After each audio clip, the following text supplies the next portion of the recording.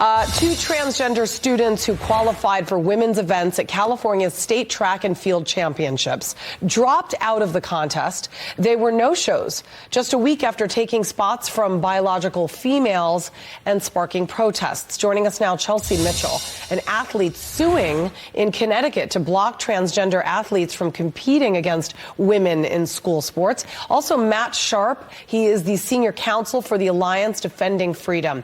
Thank you both for talking to us today.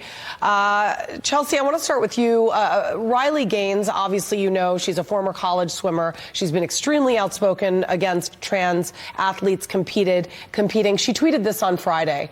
And she writes, both boys, she's in other words referring to the trans girls, Athena Ryan and Lorelei Barrett, who qualified for the girls' high school track and field state championship in California, did not compete in prelims today. Did they realize they clearly possess an unfair advantage, or is that too optimistic? As we know, they bowed out due to the negative pressure. But my question to you is this: is the institution to blame for that by allowing them to compete in the first place? Because obviously the negative pressure is going to be a result of that.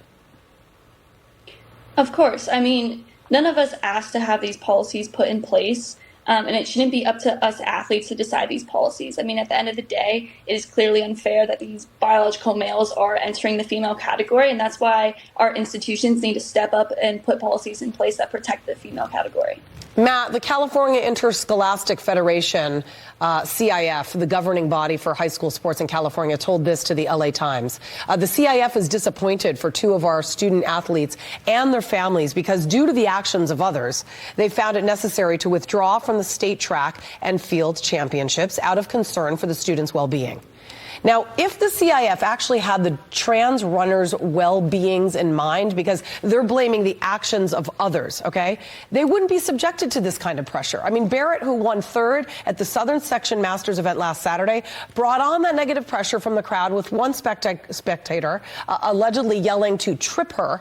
That's awful. Repeatedly while she ran her 1,600-meter race. It can be heard on video. Those spectators wouldn't be out there. I can't even imagine racing, you know, right? And hearing somebody screaming, trip her. It's not her fault. She shouldn't be in the race in the first place.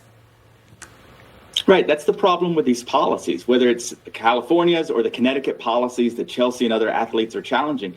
When you open the door to female sports being taken over by males, you're going to create problems, most importantly for the female athletes involved, who are going to have their records lost, who are going to lose out on championships and spots on the podium.